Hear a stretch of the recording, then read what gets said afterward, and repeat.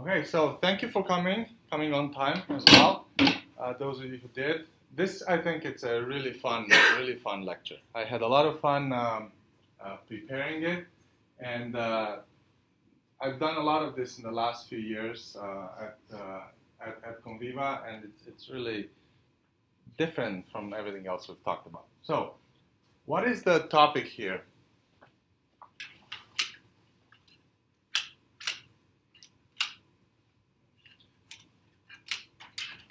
Not sure. Okay, let's try it like this.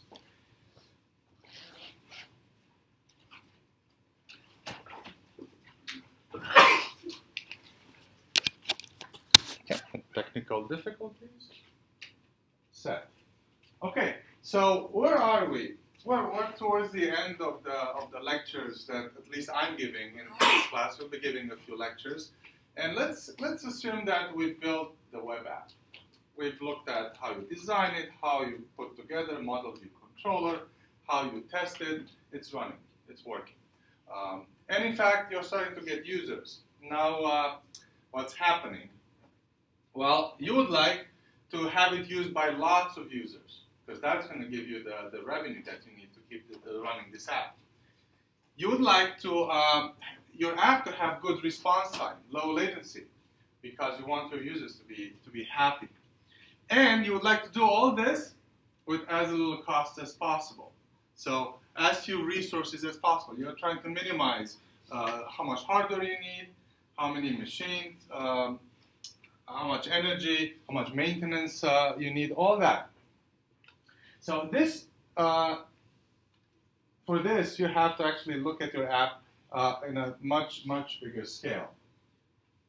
And you have to bring in some techniques that are actually quite interesting. We will talk today, and perhaps next lecture, techniques like deferred tasks, caching of many kinds, application servers, load balancing. I do want to start by saying that this is a big topic, as you might expect. Going from 1 user to 1 million, you can't expect it to be a push-button thing. For small things like building your first Hello World Rails app, you just run a command and 100 files get generated, and there you have it. Okay, we're not at the point yet in computer science where you can press a button and say scale from 1 to 1 million or 10 million. Okay? You can't do that. You have to kind of step back a little bit to the drawing board and think about how to put your app together. And it's going to have many moving parts. I warn you from the beginning. So in some way, this is an entire course condensed in a lecture or maybe 2 lectures, okay, about scaling web apps. And it's not something I can actually ask you to do in your project because it would really be too much.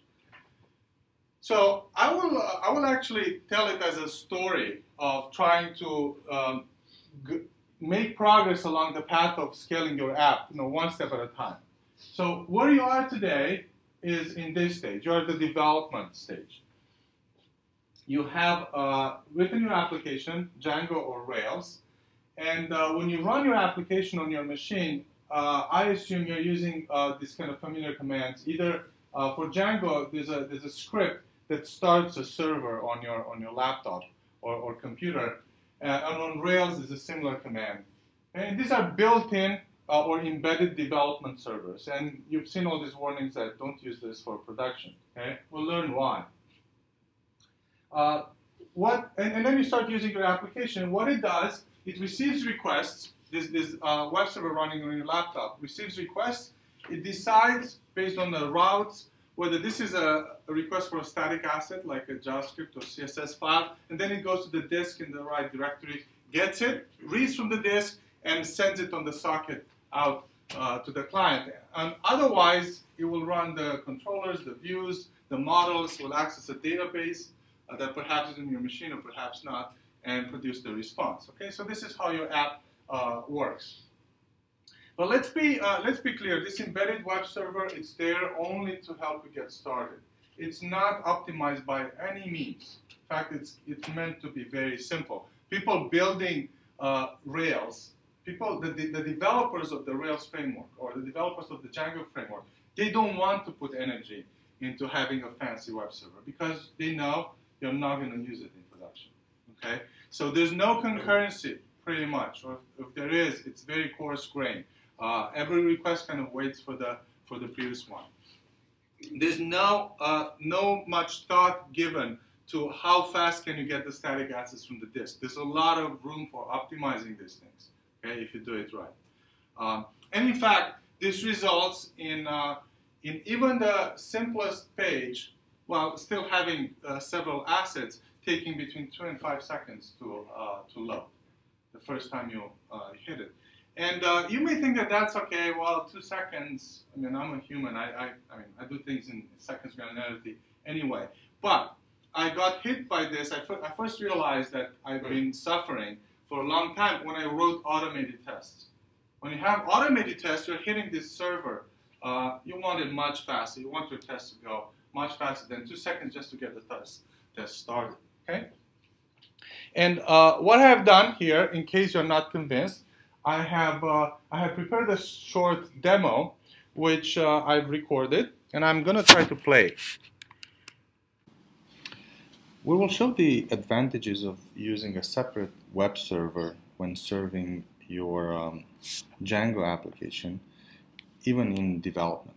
So I have here a Django application that I'm gonna start now, as we usually do, using the manage script, run server. And we can see that the application starts on port 8000. So let's try to load it now. I'm going to switch to the browser. We're going to enable the console, the network console, to actually see the files as they're loaded. And I'm going to load the application from port 8000. And as you can see, it's taking a few seconds. It's loaded now. So if you scroll down through the files, you see that the files took a while to load. Specifically, these blue bars show the time it takes to actually fetch the bytes. And the gray bars shows how long it takes to actually initiate the transfer. So in total, our application, our DOM was loaded after 2.33 seconds. Next, we installed a local web server, a real web server. I chose Nginx, which I installed on my laptop here with brew install Nginx. And then I have to set up a Nginx configuration file, which we're going to look at now. And this is the file, configuration file. I just want to point out that we're going to start Nginx listening on port 8008. And we're going to tell Nginx to load the static files from a particular directory here, Conviva Touch, and same for the cross-domain and a few other files. And most importantly, next, we're going to tell Nginx that any files that do not match these locations, they should be sent to port 8000, where the real Django application resides. And let's actually try it out. We're going to issue a curl request to port 8008 for the cross-domain XML.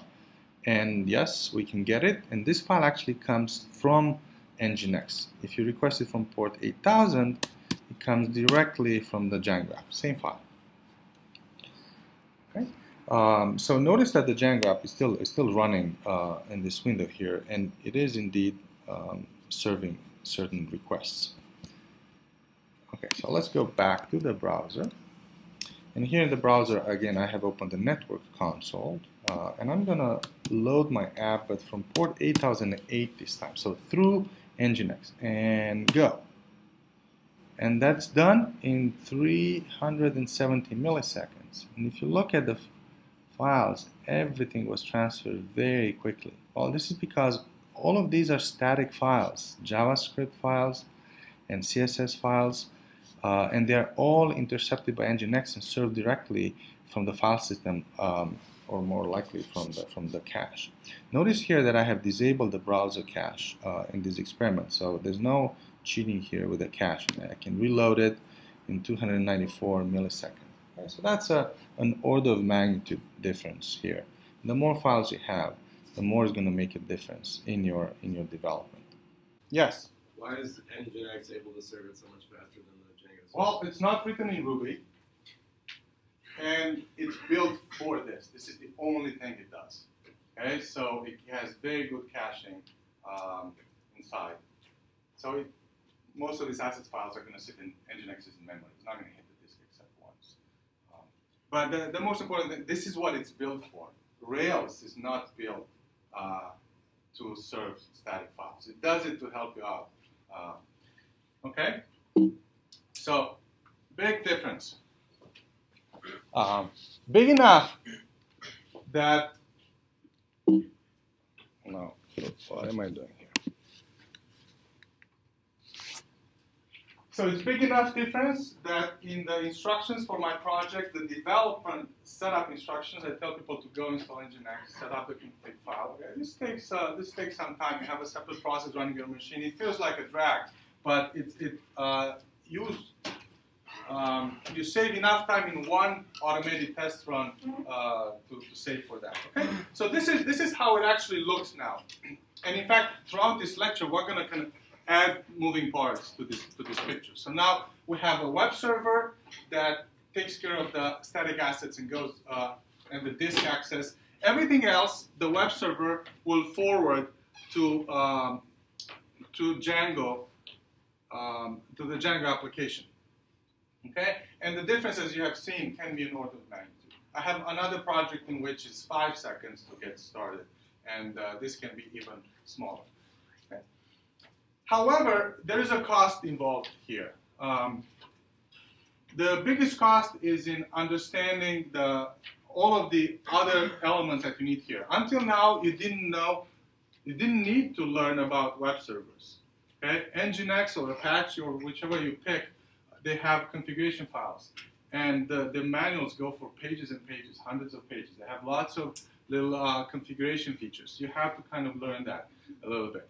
Second, the protocol between Nginx and the application server, it's a little bit special. It's not pure HTTP. All of the information that comes from HTTP request is passed along, but it's passed in a much more compact form. And again, here there are many options.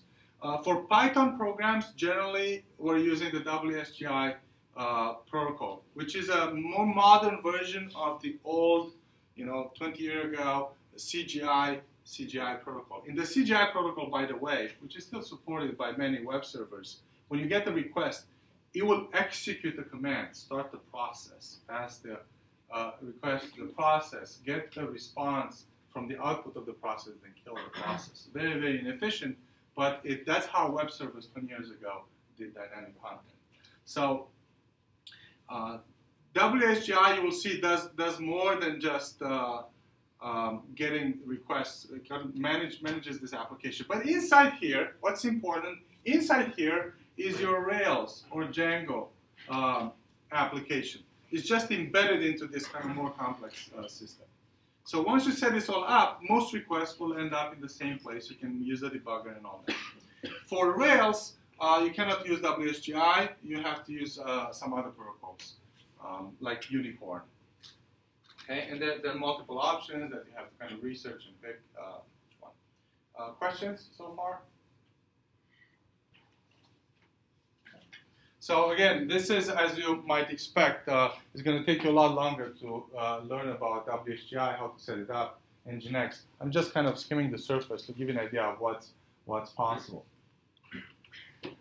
Moving on to the next step. So now I've sped up the development, and as it should be obvious, if you run in production, you should never use a development server. You should use an Nginx. And when you deploy to a Heroku, rest assured that they have an Nginx there in front before the request gets to your application.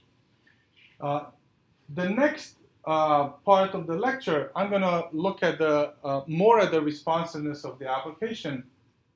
And but let's first think, why does this matter? Okay, in your development, okay, if it responds in 2 seconds, you might tolerate that until you start writing hundreds of automated tests. But anyway, it's tolerable.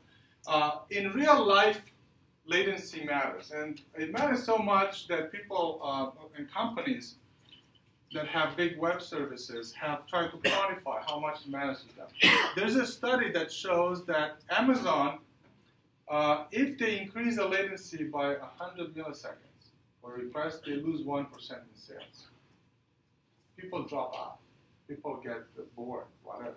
It seems surprising because you wouldn't think that 100 milliseconds makes a difference if you're out to buy something. But this is 100 milliseconds per request. Some of these requests are serialized, so they add up in latency. Others are in parallel, but some are serialized. Google has done a study that if their search results come back half a second later, they get a 20% drop in traffic. People won't wait for the search results to load. They'll try to search for something else or go somewhere else. Okay, so it matters. So how do you achieve very low numbers, as low as you can? Okay, the first principle is that, and we're getting here into architecting your application.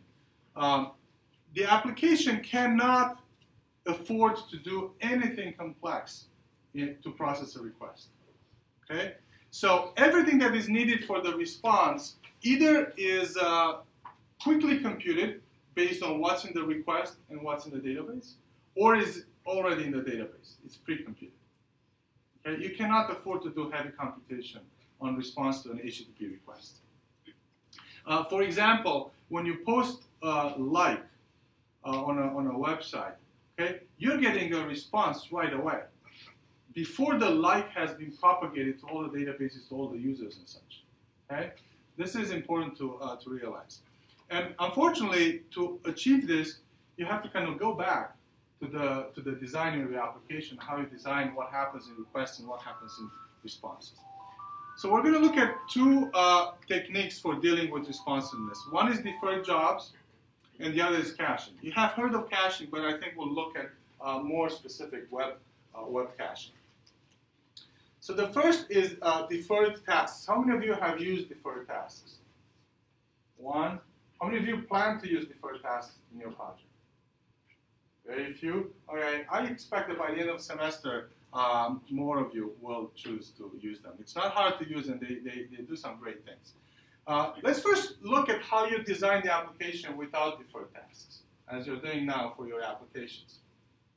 So this is a bad design, but it's the natural design. It's the easy design. Okay, let's say that you're LinkedIn, and you're getting a request from a web page, somebody or a mobile app, somebody wants to connect with somebody else. Okay, so it's a post to a connect function. It comes into the controller, and the controller says, "Oh, I need to go to the database to find something about this user." So you go one round trip to the database, and then say, "Well, to connect these people, I have to kind of update the graph, the connection graph, and update who's connected with whom, and there's a lot of stuff that needs to be connected." So you call this function that you wrote that does all the job. Let's say it's in a library, but it could just as easily be part of the controller. So you call this update graph function, which let's say it has to go to a complex algorithm, reading the graph from the database, making updates to the database, but anyway, it takes a while. It may even send notifications to other people saying so-and-so is connected with somebody else. Anyway, and then it comes back, and then the controller says, okay, now I have everything, I can issue the response. This is the naive, simplest way to write your controller. You just make synchronous calls, wait for the responses, and when they're done, the work is done, you issue the response, and then everything is done having to do with this request. And this takes 5 seconds. That's how you get to applications being very slow. Questions about this? Okay. So as I said in the previous slide, you have to, whenever you get a request, the first thing you think is, what is the least amount of computation I need to do to respond? Specifically, what is in this response that I need? And design your application such that the response doesn't contain unnecessary stuff that may take you a long time to compute. Furthermore, this application has another problem. In addition to keeping the user, making the user unhappy, during these 5 seconds, the request is pending. So your web server has a pending request. Okay, web servers are actually nowadays pretty good, that they can handle lots of pending requests. But then the WSGI server that the web server talked to, that one has a pending request. Well, those are not very good at holding pending requests. In fact, they're going to keep the WSGI server busy. Nobody else can talk to like this, okay? So you're really blocking, not just making this one user slow, you're blocking others from even coming in if you're not careful, okay? So the secret here will be to defer everything that's expensive and not needed for the response. Sometimes this may require you redesigning the protocol of request response. So how do you defer these things? So all the magenta thing will have to be taken offline. Before I go to how, let me iterate some more on why, because you may have a hard time mapping what I'm talking here to what you're doing in your project. But there's plenty of opportunity for finding deferred tasks. Anything that is not super fast, you immediately should start thinking, how can I defer this? Does this have to be done while the user is waiting or not? Anything that is not needed for the response. It may be a fast thing, but it's not needed for the response. Defer it, because tomorrow in iteration 2, it'll be slower, because you'll think, oh, I can do something more there. Examples, building graphs, tarballs, deleting a user. When a user goes and says, delete my account, okay, you can come back to the user and say, yeah, well, rest assured, I'll delete it. I'll delete your account. But then you can do it in the background, because there's no more further interaction on that user. A lot of housekeeping code. A real application has periodic tasks that do cleanup, archive things, move things around, fix problems, counting disk usage, warming caches. We'll be talking about caches, and you'll see that these deferred tasks are very good at keeping caches warm, with, refreshed. Web scraping. Your application may need to do periodic web scraping. It should not be done while waiting for a request. It has to be done in this periodic cleanup code. Okay? So now maybe you can start seeing opportunities in your application for some of these things. Okay, but how it is done. Any questions about this? If you delete it, maybe some causes some problem. If one user says delete my account and you actually haven't deleted and you already told the user, but if another friend wants to add the user as a friend, you can still see the user exists and add as a friend, but later you delete it. Yeah, so if you heard the question is, if you're deferring some of these tasks, you may run into races in some way. They say delete my account, but the account is not yet fully deleted. Another user comes in and says add my account. Okay, so first, if you think about it, this can happen whether you do it synchronously or not. Because we're talking two different users, one deleting their account, the other adding it as a friend. This could still happen in parallel, even if it's synchronous. So this is something you should think about no matter what, how to deal with. So it's not making the problem harder. But sometimes asynchronous programming with these deferred tasks makes it harder to think about all the possible scenarios. Okay? Well, that's what you have. That's the cost you pay for going from a toy application to a big application. You have to think about all these. Other questions? No? Okay.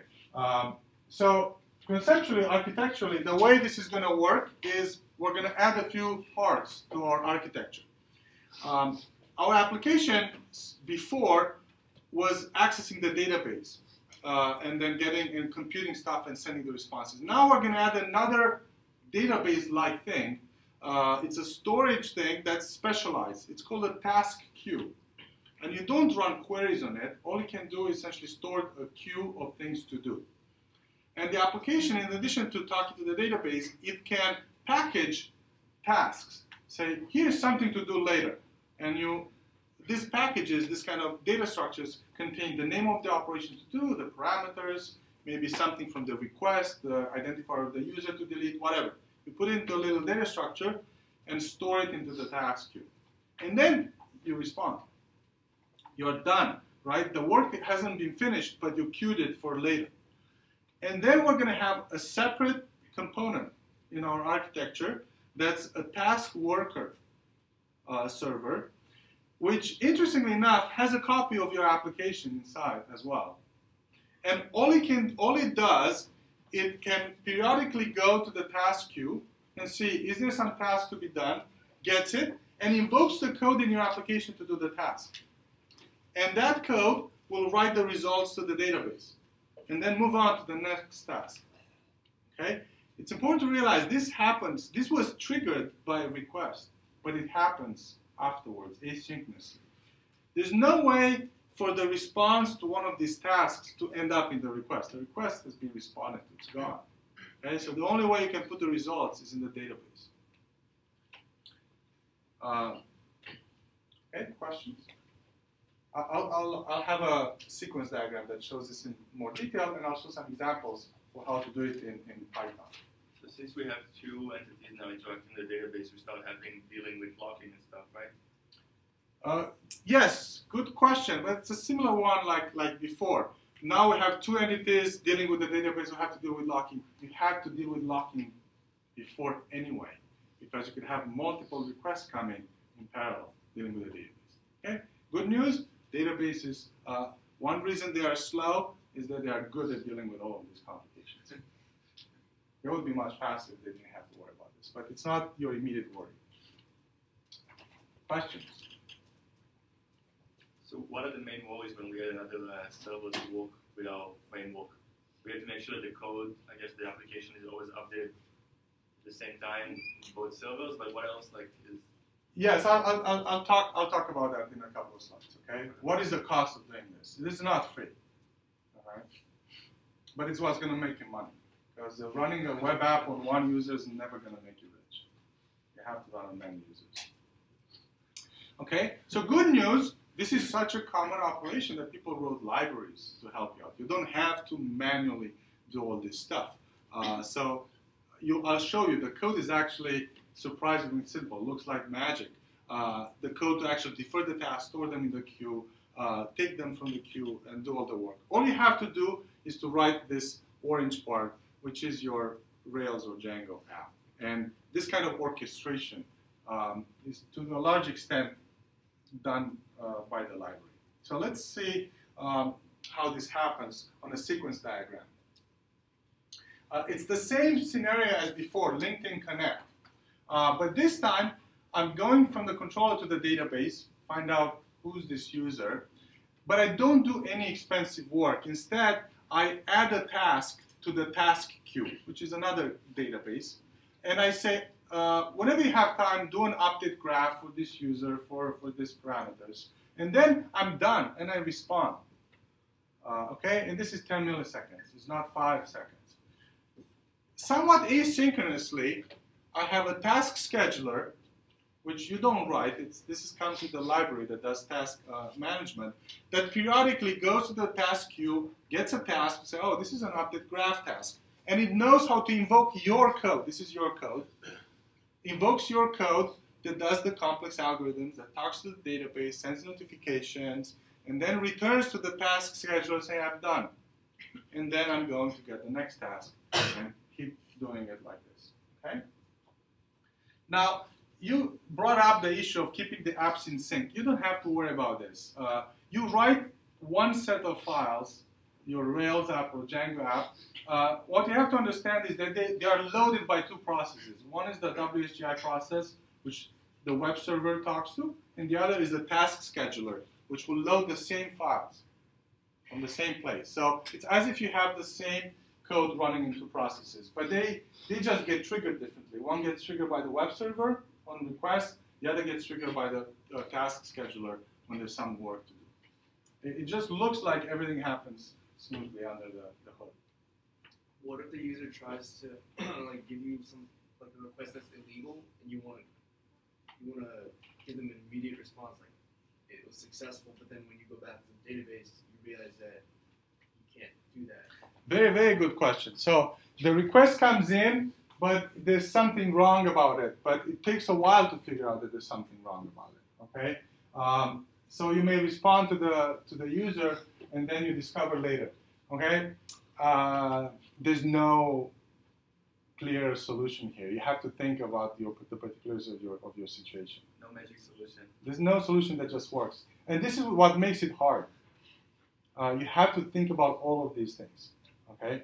So you have several options. One is maybe do a little bit more work here to figure out if this is even doable. Okay? And that's going to cost you a little bit more, but it's going to kind of move this problem from here to there. But maybe you don't do that.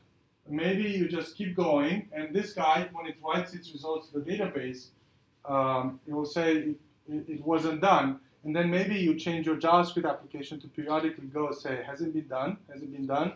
To display something to the user, say, oops, your request from 5 minutes ago actually didn't go through. If that's part, I mean, you may have to bubble it all the way up to the user, if that's the situation. The other thing that I would point out, and this is not something I was planning to spend on, when we talk about security, you have to think, because you mentioned request illegal. Well, it could be illegal because the user is trying to do something malicious, or it could be illegal because the environment has changed and the user can't really predict. Generally, one reason to respond quickly to all requests is to prevent somebody from bogging down your server with illegal requests. So imagine that there's a malicious user sees that you're selling books and they don't like you. Okay, they're going to construct a script to go pretend to buy books that don't exist from your server. And you're going to spend a lot of time figuring out that the book doesn't exist, and while you're doing this, you cannot actually serve the request for the good users. So that's called denial of service attack. Okay? So the way you protect against that is you respond very quickly, especially to illegal requests. So you don't do work on behalf of users that you don't know or that are not kind of authenticated or such. So that's not the reason why you want to respond quickly. Okay, so let me show you how you actually achieve this. It's much simpler than you think with the right libraries. And I'm going to show it to you in Python. It's similar in Ruby. So let's say that this is part of your controller code in Python. Actually, in Django, this is called the view. So this is the function that's going to be invoked when the request comes in. And you're going to do some quick work here, maybe go access a little bit your model. And then you're going to write something like this, long task, which is this other function, dot delay, and then you pass in the data that comes from the request. Okay? It looks like a function call. The only thing that's new is this dot delay between the function name and the parameter. Okay? And then you respond. And then you have to realize that this dot delay will immediately return to you. Will only queue up the name of the task, long task, and the data, and send it to the task queue, and will return to you. And then you write the long task. You write it as a regular function. And all you do is you add this kind of add Celery task to tell the Celery task scheduler that this is a task that may be invoked asynchronously. Okay? And then you do the long work, and then you write to the database, and then you're done. Okay? So I think I kind of went ahead of myself and didn't press the clicker here. Okay, so it's a natural way to invoke the tasks, and this will do all the serialization of arguments, talking to the task queue. It's important to realize that the response is before this is done, and Celery takes care of loading this up and running it in your task schedule. Okay, but the important thing that I want to point out is it looks almost like you're calling a function that you write next. Okay. So the framework is going to take care of running this asynchronous. Any questions? Does Celery automatically start the second server too? That's a good question. Who starts the second server? No, you will have to set that up. Well, I think I mentioned that in the next slide. You'll have to set it up, but it's I mean, there's recipes on the web. It's going to take you half an hour to kind of figure out the right scripts. What Celery automatically does is it will make sure that this will queue stuff and this will be loaded in your in your second server and will be invoked when a task is queued with that name. Other questions? Are all lost in amazement? Everybody's looking down. There might be something really interesting on your screens. Okay. So this is not free, as you kind of pointed out. You have to set up this queue storage. The library will manage it for you, but you have to set it up. Typically, the databases that you use for your models are not good for this. Okay, MySQL, Postgres are not good for this because, well, we don't want to get into a long database discussion, but those databases, the SQL databases, are good when you have many reads. They're not good for lots of writes. Okay, task queues, everything you write only gets read once. Okay, and then it's gone. So you need something a lot lighter weight. And in fact, the RabbitMQ is one of the most commonly used tool here. This is another database kind of sorts, but it's really a distributed queue. And this is all it knows how to do, queuing of things. You can put stuff in the queue and take from the other end. Redis is something, it's a hybrid. It's a NoSQL database that has a good queuing engine inside. Okay? And these are actually fairly easy to set up, but it's another heavy you have to go through. Well, whenever you set up one of these, okay, you have to worry. Now your web application has many processes that all have to be up and running for the thing to work. Okay? That's a little bit of a headache.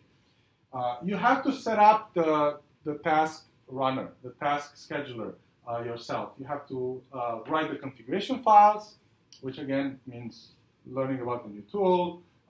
It's going to take you a little bit. Then worry, when do you start it? When do you stop it? You have to start it when the machine comes up. You have to stop it whenever you do maintenance, along with everything else. You have to start it at the end of the maintenance. And then, of course, worry what happens when it dies. But some of it is taken care of by the WSG, by Celery, of restarting this. I have a question before we go on to the break. Testing, okay? I haven't forgotten about testing. If you start hoisting this task out to do asynchronously, how would you write tests for them? I'm going to go back a slide to make this discussion more concrete. I want to write the test for this handle view. But let me just finish the setup, okay? But to run this, it requires that you have the task queue, which is another database, a separate process that runs the task, and again, it's very heavy for a test. How do you write the test? Use mocking for different pieces? Use mocking? That's a good standard answer, but I want something more precise here. It's not going to be mocking. It's going to be simple. Oh, I was going to say something that he said. I was going to say use mocking, but you put in artificial delays kind of to simulate. It's not going to be exactly like what a server would do, but normally if you're testing on your machine, everything's going to happen instantly. But you would use mocking. Good, good. So I liked your second idea. You do want the delay to kind of simulate that something is asynchronous, but what exactly was the mocking going to go in? Just so you don't have to, instead of having a database set up, you can just get fake data from the database. Yeah, you're on the right path, maybe, but this is a simpler solution. Can you just replace it with like sleep? Actually, no, that doesn't work. Never mind. No. I like the word replacing. Okay, so here's what you do. Celery has a configuration parameter says run everything synchronously. So this delay turns into an actual function call. So you bypass the whole task, queue, database, different process. So it looked like a function call. Now you're going to say, whoa, that's cheating. Because that's not how it runs in practice. Okay, but remember the discussion that we had about humble testing, humble methods. Most of the bugs you're going to have in this longer work, in this quick work, in putting it together. You're not going to have bugs in the task queue management. And you want that out of the picture. So this is going to achieve a high percentage of covering your use case. But yes, you're losing the asynchronous aspect. And both of you kind of wanted to suggest that you want that. Yes, but it's heavy. Maybe it's not worth it. Okay, you can test a lot of your logic just synchronously. which is back to the naive way you would write it anyway without deferred task. So not worse off. Let's take a break now. A little bit. There was a request on Piazza for more.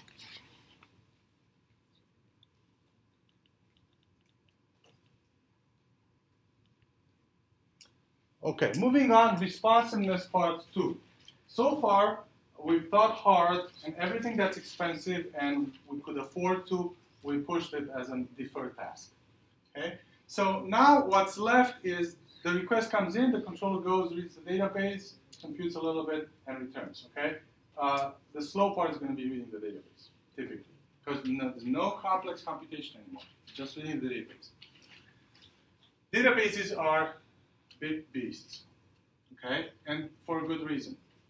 Furthermore, keep in mind, the database that you're using was not built for your project. It was built for everybody's project. So it does everything perhaps a little bit slower than it would do if it was built purposely for you, okay? But that's the price we pay for not having to write a database.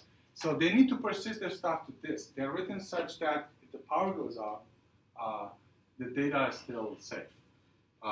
And because of this, there's typically lots of overhead involved in a database. The good news is that for a well-designed application, 80% of the database accesses are reads. By the way, if this is not true for your application, you should think of using a different kind of database for those accesses that are mostly writes, because you don't want to be hitting the disk if you're mostly writing stuff. If your response depends on many database reads, like each response needs several models, then it's going to be slow, because if you look at your code, it's sequential. Okay? It's going to wait for each one. One of my apps actually takes 5 seconds to load a certain more complex page, because there's many queries to the database. Each one is a complex query. It takes the database a while. There's a lot of data transferred from the database to the app. It needs to be serialized, HTML, layout, stuff. It takes 5 seconds. Okay, that's a lot. So so perhaps we can reuse the response. Maybe this is not data that changes very often, and I can just reuse the response from the last time. Right? So this is caching. Caching, you might have heard this, that it's one of the greatest ideas in computer science. Okay? And learn how to use caching. And we're going to use caching in 3 or 4 different ways. Here. The first cache, it's free for you. It's in the user's browser.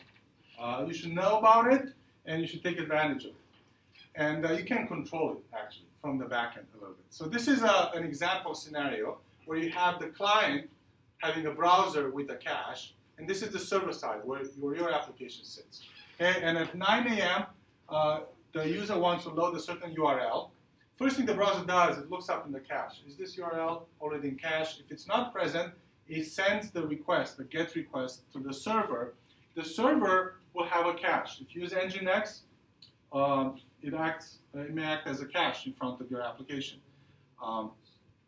And then it invokes the actual Rails or Django application, some view in there. And here the view is not only going to return the data, but it's going to return some headers that are specifically to control these caches. In fact, your application is going to say, keep this for at most 2 hours. Because this is something that you know changes very rarely. And even if it changes, it's okay if people use an out-of-date version by 2 hours. Okay? Now, you may think 2 hours is a lot. Okay, change it to 2 seconds. Well, 2 seconds is probably in this scenario not that interesting. But you can, every piece of data, you can think of what is the freshness requirements for. So this is going to turn into an HTTP header that is put in the response. Cache control max age 2 hours. It goes to the browser immediately sticks it into the cache with this expiration date. And then it returns to the user. So this took a while, this interaction. But the good thing is that if at 10 a.m., an hour later, the same user using the same browser wants to load the same page, it's going to be in their cache. And it knows it's from 9 a.m. and it has an expiration age of 2 hours, so it's fine. In some cases, however, again, under control from the backend, the browser knows that, yes, I have it in the cache, but I'm not 100% sure I can use it. I'm going to ask the server. So I'm still going to go to the server. And I'm going to tell, look, I want this URL, but I have one from 9 a.m. And this gives a server a chance to respond in a special way with a 304 response as opposed to 200. 304 means not modified. Please. Okay? So we're still having a round trip to the server, which is a bit expensive, but at least the server does not have to package all of the data and send it to me. This is a very short response and kind of affirms that I can use the cache. Okay? And then at 11 a.m., the browser cache by itself will delete the copy because we've reached the 2-hour max stage. Yes? How does it check if it's, like, how does the server check if it's not modified? Does it go May or may not. You write this code. You write the code for get request, and you may have this check. If there's an if modified since flag, it depends very much on the code. Let's say that this is somebody's wall, and you can very quickly verify when was the last time that anything was modified on it. And if it's before 9 a.m., the last modification, you say just use this. If it is not, then you go and recompute it and all that. This is case by case. Okay, so this is using the browser caches. But they are not enough. It's just the beginning of the story. So first, the browser cache works only for one client at a time. It's only when that client comes to that page. Okay?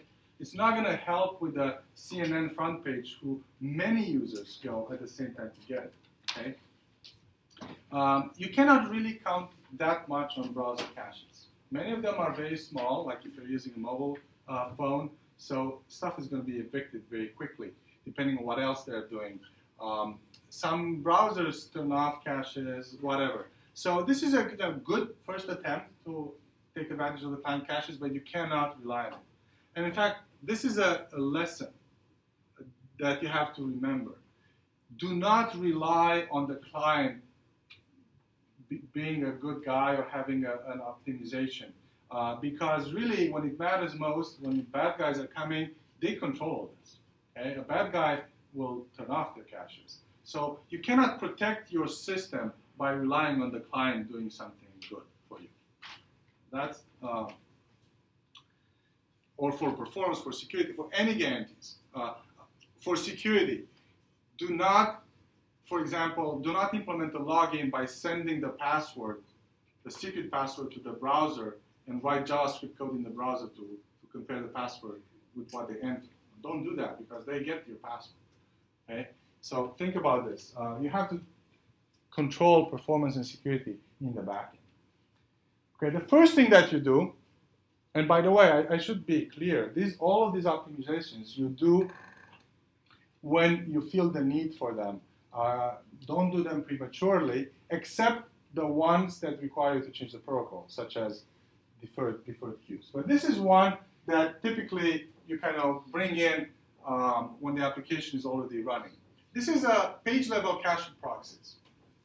So this is your system that we had before, Nginx, application server, maybe task servers, task queues, database, anything. But before the request gets to Nginx, you can install a piece of software on that machine that's called the caching proxy.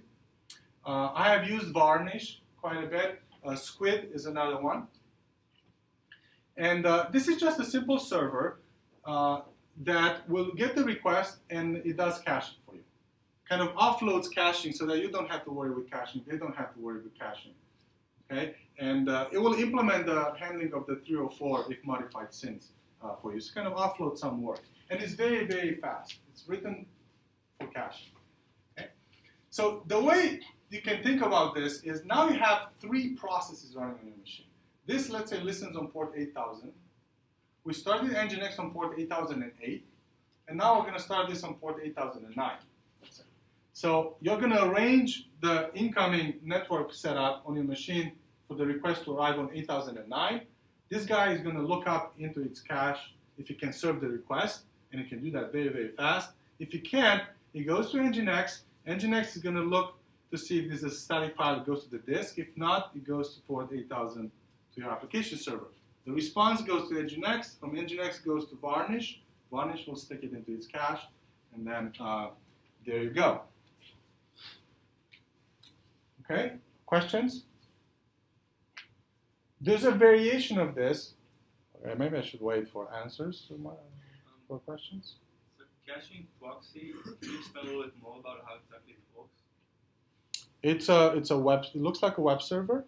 It gets web requests, and it has an internal cache. It's a big table with data. And if it finds the URL that's being requested matches the cache, it just gives the response back. If it doesn't, it opens a connection to the web server. There's two separate connections here, two TCP connections. But it's a process running on the same machine. And in terms of security, there's like limitation to what it can cache and whatnot? Yes, there is some of that. It's a complicated. So typically HTTPS is not being cached. And the server can say, this server controls caching. When you produce the response, say, nobody can cache this. And then all of the caches on the way should not cache that. Okay. Questions? Yes. You said it's like a web server, so why is it faster? Because it's not. Because again, it's built for this. It has the internal data structures are just for this. So actually, Nginx doesn't do caching inside. Nginx is essentially a router of requests and has well, actually, it does have file caches. It caches static files, but only that. This can cache any request whatsoever, not just static files. So Nginx indexes caches by file names. This guy indexes by URLs. It's a lot more general. So Nginx will never cache the output of your web page unless it's a static file. Caching proxy will cache any URL that you can tell it to. Okay? It's fairly easy to set up, but again, it's another process that has to be started, stopped, worry what happens when it dies, and all that. So as you can see, we're growing and growing the number of processes, okay? And we're not nearly done, okay? By the end of the day, we're going to have, I don't know, 10 processes for your application. And then you end up multiplying that by 10,000 machines. And that's going to get us into the next lecture. How do you manage all of this mess of processes? But I do want to spend a minute to talk about this one word that I dropped in here, CDN. Do you know what a CDN is? Content Delivery Network. Very good. Did I write it there?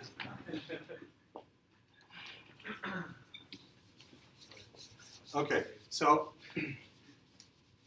have you heard of Akamai? Have you used Akamai? Yes, all of you have used Akamai. Other things use it that we use. Exactly. When you go to Microsoft.com, Yahoo.com, it's on Akamai. Okay, so the way a CDN works, so this is your server, this is you, and up here is the user. Okay, you can have the user send requests all the way to your machine, but a company like Microsoft, let's say, they make available a service pack. Okay, they're going to have a lot of traffic coming to their machines from US, from China, from Australia, and it's going to be a pain to serve all that. So instead, they are contracting with this company that sits in the middle. It's called the CDN, and there are several. Akamai is just the better known one. And when you contract with Akamai, you go to a configuration page and tell Akamai to intercept all of the requests to whatever, Microsoft.com, let's say downloads. So the DNS system in the whole world is configured that downloads.microsoft.com does not come to Microsoft. It goes to this Akamai company. Akamai company has servers all over the world. And you tell them which URL. So when you want Windows 10, you tell them where to get it from your server. So Akamai will fetch from you once the Windows 10 file and will store it all over the world, such that when people come from China, they have a server in China. People from Europe, they have an Akamai server in Europe with that file. It's going to be very fast, and it's not going to hit you very often. So it's a cache, but it's not managed by you. You pay for it. Okay? And it works very well for static files. Now, you cannot use this for caching parts of web pages, or the web pages you generate dynamically. But for static files, it's really good. Videos, big stuff like that, downloads, it's used a lot. Okay, any questions? Okay, so moving along. Well, this is still not enough. We've inserted this cache here. The problem is that because this cache is so loosely connected with your application, well, that makes it very easy to install. It'll take you 10 minutes to install Varnish on your machine. But it can only do to cache the full page or not at all. Okay, and I think at this point maybe well, let me keep going. Take advantage of the fact that you woke up. So sometimes you want to cache at finer granularity. So this is an example of a complicated page from Bubble Cave's boutique.